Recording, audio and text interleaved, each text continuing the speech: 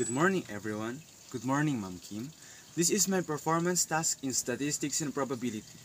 Today, I'm going to talk about the student's t-distribution. But first, let us talk about what is the student's t-distribution.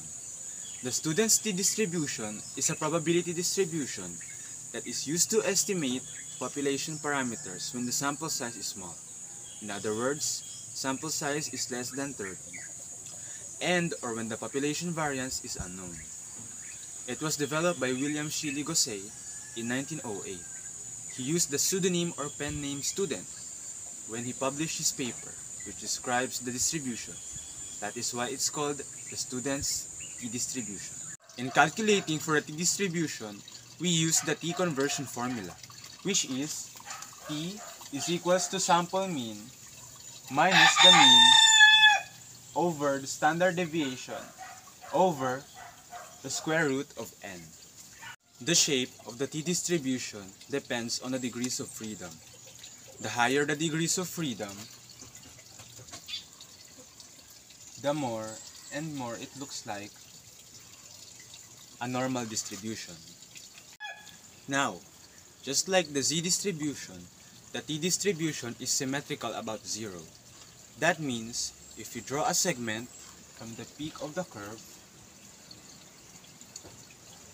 down to the 0 mark on the horizontal axis, the curve is divided into two equal parts. The t-scores on the horizontal axis will be divided also, with half of the t-scores being positive and half of the t-scores being negative.